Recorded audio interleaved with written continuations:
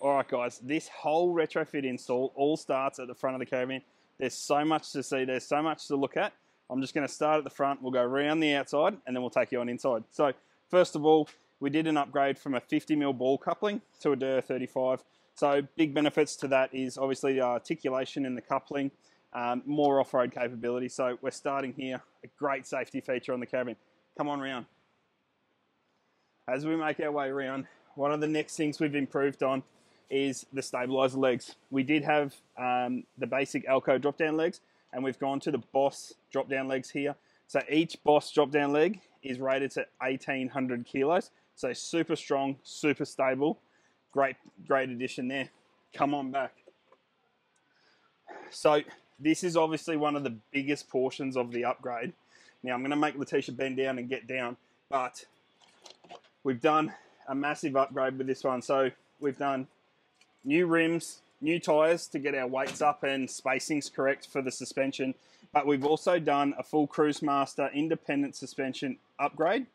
We've gone to stage 4 airbags, which gives you the ability to level the van when you get to your caravan desired site. So we went from a straight beam axle to the ultimate in suspension, giving you the versatility, not only of off-road capabilities when you're traveling, but the airbags give you the ability to self-level when you pull up to site. So via remote control, obviously up and down. So if you're sitting on undulating surfaces, you've got the ability just here in your hand to level your caravan, but also it's giving the softest ride possible for the rest of your caravan. Sometimes beam axle suspension can be quite rough on the body of the caravan. The independent suspension and also the airbags gives you a softer ride on your caravan, give it longer lasting. So come on back around here. Obviously one of the biggest upgrades we've done is this tyre cover. No, not really, just joking. So as we move around this side, on this side we've done a dust reduction system. So we've gone with the Gusto dust reduction system. Couple of reasons why we've gone the Gusto on this one. We've done the white Gusto on this one here on the side. Now we've done a side mounted dust reduction system, so giving us maximum room on the roof for the solar we've done inside. We'll head inside now and we'll show you the solar and battery upgrade we've done in there, and I'll show you the remainder of the Gusto and how it's all installed. Come on in. All right guys, as we come inside this beautiful Royal Flair, we'll start to go through the things we've done inside the Royal Flair. First thing notably is we've got a 230 litre Bushman compressor fridge. We removed a 170 litre three-way fridge. So we've gone for the upgrade from a three-way to a compressor fridge. This is Bushman's biggest fridge they make. So giving you huge freezer and fridge capacity in there. And the customer picked up an extra 50 litres in fridge capacity. That's enough room for at least a couple of water bottles. So as we move back here, I found Rhys doing what he's always doing. He's actually programming the Simarine in the caravan. So Rhys, I guess let's run through the battery system. This one's been hidden well in some cupboards, and yes. Let's have a look at what we've done, what we've got, and I guess what we're planning on doing with it and why. So come on down this way. So guys, as always, we use Enerdrive in all our sort of upgrades. We like the product, we trust the product. We know that anywhere in Australia you're going to get the ultimate aftermarket service from Enerdrive. That's one of the things that they're so renowned for, their aftermarket service. Yep. And backup and support around the country. So Rhys, run me through the system we've put in this van, and I guess why we've done the system that we've done in the caravan. Yeah, so our brief for this one was use the space we've got available.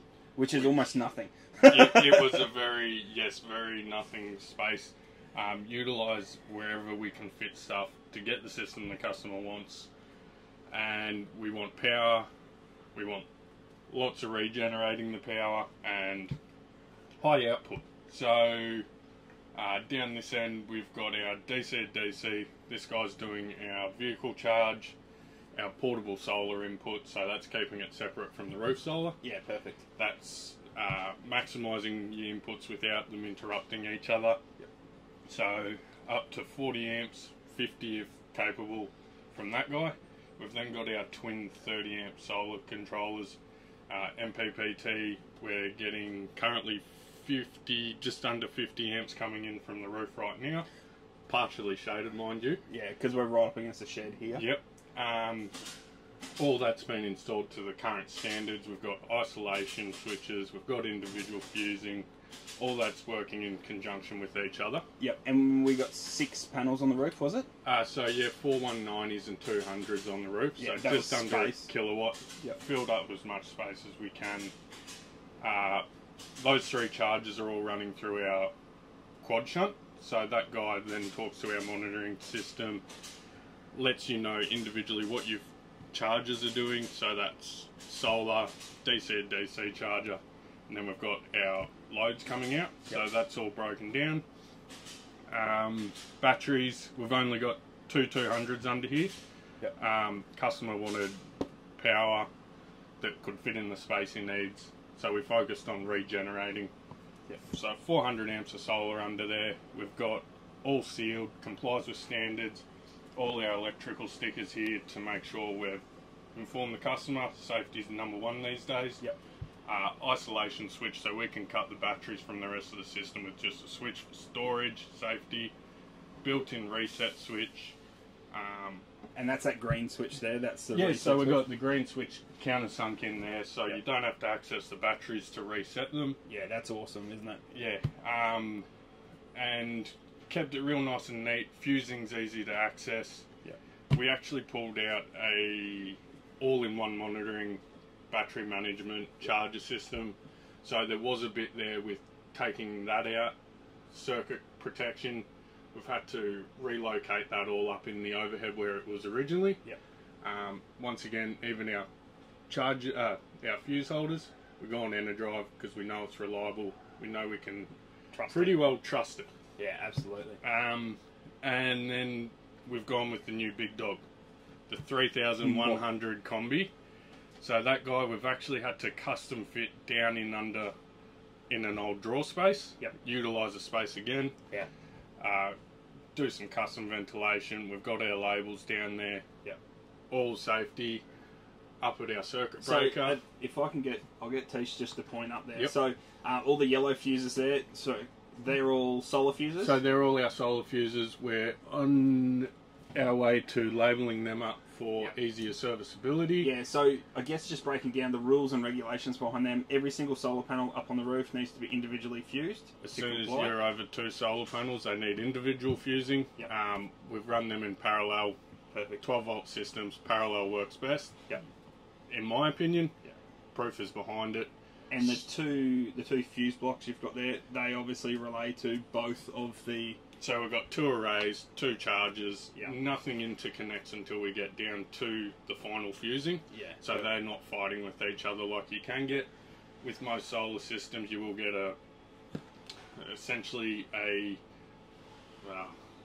main and a secondary charger. Yeah. This keeps this as little as possible from happening. Yeah. So you'll find both these chargers are working 19 amps at the moment from each charger. They're not even fighting and going, okay, one's doing the bulk of the work here. They're both sharing the load. They're sharing the load. Yeah. Same when the DC comes in. We've got that optimised. Yeah. So one of the other things with this one is we're currently sitting in the caravan. My watch is telling me it's 30 degrees outside. We're sweating because we've been outside, but we've just come inside. Rhys, can you break me down? So we've currently got a couple of fans on. We've got a couple of lights on. The aircon is running. It's on 23 degrees. Yep. I left the door open when I came in. My fault. So we're using quite a bit of power at the moment. Yes. Can you give me a breakdown? So obviously aircon, fridge, all those bits and pieces running. We've got 6 solar panels on the roof. Yep. I'm pulling it up right now. So it's coming up now. So we've got the Simarine hooked up on the app. At the moment, we've got an extra, so our system, we've got 65-ish amps coming out. We're sitting at 91%. We go over to here, we can see our solar's putting in 46 amps at the moment. DC's not.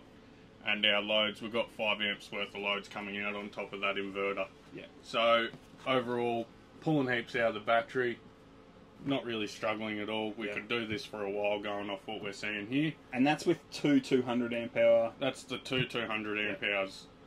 So that's similar to what I got in my van. And look, with they got more solar than I have on my van. So look, I'm expecting with that sort of capacity coming in, he's going to get 4 or 5 hours easy out of that sort of system. With the way we're running, yeah, and that's be an issue. Fridge, lights, fan, and aircon on a 30-degree day with the door open. Sorry about that. But what an absolute epic system. Look, while we're in here, couple more things we've done.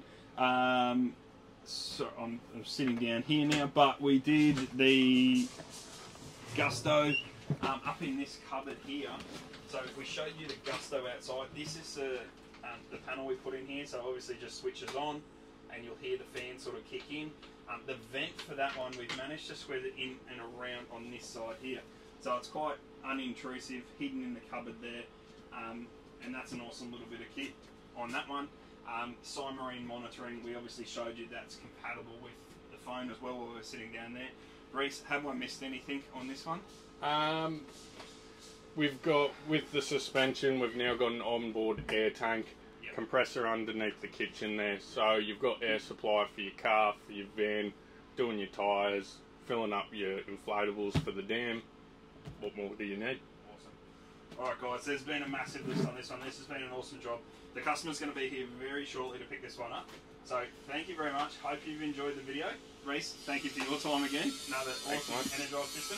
If you've got any questions or queries, drop them in the comments below, or feel free to shoot the team a message.